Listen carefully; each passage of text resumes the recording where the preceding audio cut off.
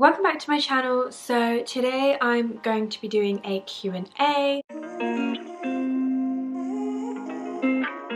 I don't think I've done a Q&A in like over a year, since last summer when I just started YouTube. So I thought I'd do it again, but last time it was a strict health and fitness related Q&A and you sent so many questions through on my Instagram, but I thought I'd open this out to anything. Okay, so first one, what exercise should I do to grow your glute? I thought we'd start off with a nice simple one. I could spend like a whole hour, a whole day, a whole seminar on answering this question. Your favorites and your main ones are going to be kind of like your compound ones, which should always start your workouts with these because they are the big bad boys of lifting and of exercises, and they will greatly help in growing your glutes. So these include the squats, and that can be in any kind of variation. You can do a normal barbell squat, you can hold a dumbbell if you're new. If you're really new and you're a beginner, you can simply just use a resistance band. You can do like a sumo squat. I do heel elevated goblet squats as well. Any kind of variation of squats will really help your glutes, but it's important to note that they are quite quad dominant as well, so that's your thighs, so they're a great one. Also hip thrusts, absolutely amazing. I would probably have said hip thrusts first if I was putting these in a particular order. They are very glute dominant. Of course they do use your hamstrings and your quads and other muscles around your body as well, but they also do mainly focus and target on the glutes. If you're not doing hip thrusts or glute bridges, then what are you doing? You know, try and use a resistant band first, and you can always use like a kettlebell or a dumbbell or a preloaded barbell on your hips, and then you can really progress to, you know, actually loading a barbell, going a little bit heavier. I feel like women are very strong on the hip thrust, and you are probably stronger than you think, and you can probably load a lot more weight than you can on like a squat or a deadlift, for example. And then deadlifts are amazing. Sumo deadlifts, the normal conventional deadlifts, which some people do for their upper body days. I do those on my back days as well, but they are compounds, so they do work all the muscles in your body. Everything's working as a unit, so they're amazing. The sumo deadlift's great. I find that a little bit more comfortable, and I use that on my lower body days. Do you have a significant other? I don't. I am single AF, so no, I don't. To be honest, it's never been a priority for me. I've always been so obsessed with now building my business and my social media platforms, and I've got all my clients, and you know, I spend days making videos, replying to clients, things like that. So I just feel like I don't have the time. Like, the only reason I feel like I might need a significant other is because I'm getting old and everyone around me is getting married, or parents are like, oh, you know, you're getting a bit old now. That's the only reason I'm like, oh god. But other than that, like, if it happens, it happens. I just can't be bothered with like small talk, as a lot of people probably feel the same. I'm very rarely sitting around doing nothing. Like, I know some people need someone to talk to all the time, or someone to do things at the weekend with, but like, I spend my weekends working, gymming, filming, editing, planning, so I don't have that gap that I need filling, if that makes sense. So if I meet someone, it'll need to be organically, quite naturally. We'd definitely have to have the same kind of interests, I guess, you know, like we both gym.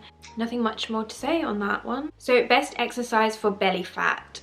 I have mentioned this many times, but it's a very important thing. We cannot spot reduce fat. We can't target where we want fat to go from around our body. So I can definitely not give you an exercise or a particular workout that is going to get rid of your belly fat. I think a lot of people are actually realizing now, but I still used to see so many women like doing crunches on crunches in the gym, when actually I would just stick to being in a caloric deficit and doing weight training, progressing your weights every kind of 3 to 4 weeks if you can. It will go wherever it wants to go from. Your body does not know aesthetic goals, it only knows how to survive. Depends where you're susceptible to lose fat. Very rarely do ab workouts. They are great for core stability and core strength, but in terms of actually doing ab workouts to get abs or to lose belly fat, it's a waste of your time. Any tips for confidence in the gym? This is a great one. I've done a few posts on this as well. It doesn't matter what I say, you are not going to wake up tomorrow and suddenly be confident. And especially if you're asking this question, and if it relates to you, you struggle with confidence, maybe in general, you know, maybe in other aspects of your life. And I'm saying it because I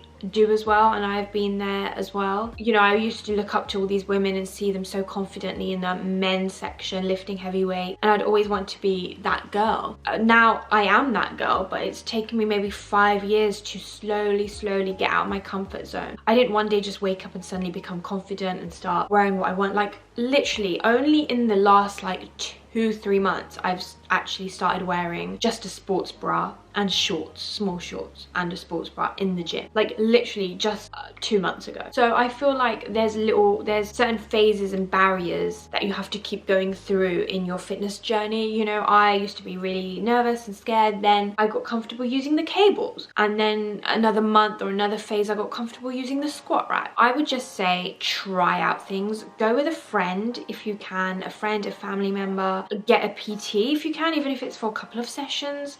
You know, try and make sure they kind of help you with things that are a little bit scary. Definitely wear something that makes you feel comfortable as well. For the longest time I would only wear something that covers my bum. Make sure you have a great playlist. I have a gym playlist which has like 600 songs on it. Most of them I skip. I look forward to my workout so much. Basically just set yourself small goals. So I used to go in one week and be like, right, today I'm going to try the cable machine. And I would go and I'd be really nervous, and honestly, don't even ask me why. Like, you think you're shy and stuff. I probably the most anxious, shy, like I used to overthink everything, even to the point of going to the cables, because what if I don't know how to move it? What if I walk to the cable machine, don't know how to use it, and I have to awkwardly walk back somewhere else or ask someone, like God forbid. So I used to really, like, you know, get so stressed over it, and then finally at the end of my workout I would go to the cable machine when it was quiet. I'm like, oh, that was really easy, and then the next day it just becomes really simple. So I had a few assumptions. I'm just gonna pick out a couple, but someone put, you are shy and you don't open up emotionally, which is very true. I am very shy. I still am really shy. Like, if you watch my first YouTube video, it's really awkward, and I'm just good at pretending not to be shy, and I've got much better. Literally, I feel like in the last year, since I've just, I don't know, got a bit big on my Instagram, and since I've started my own business, I'm just a bit like, how can I be shy when I have my own business? Like, that is so dumb. Like, snap out of it. So I just pretend that I'm confident now, and you just run with it, really. Slowly you pretend it, and you just start living it, and you start becoming quite confident, especially if it's in a field that I love.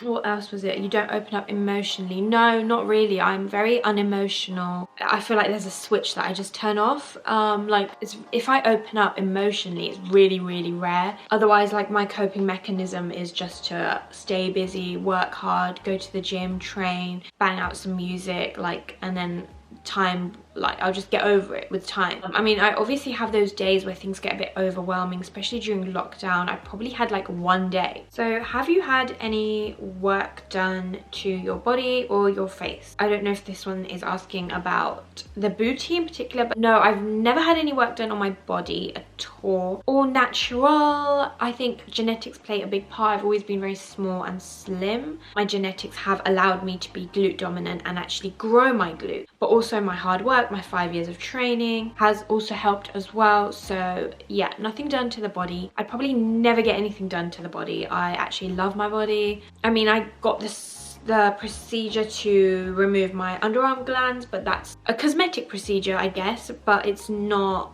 like, I guess, a physical, like, changing the physical look of something. And then in terms of my face, I have got a little bit of lip filler, which I think is so common, but only in my top lip, because I used to have a very small, non-existent top lip compared to my bottom lip. Like, my bottom lip was literally probably 3 times the size of my top lip. So I just wanted to even everything evened out, and I love it, and I'm so happy. And it's very, you know, it's much more affordable, it's much more common, everyone does it. Some people go a bit crazy with it, but each to their own. And yeah, it's helped with my confidence a lot. But apart from that, I'm just trying to think.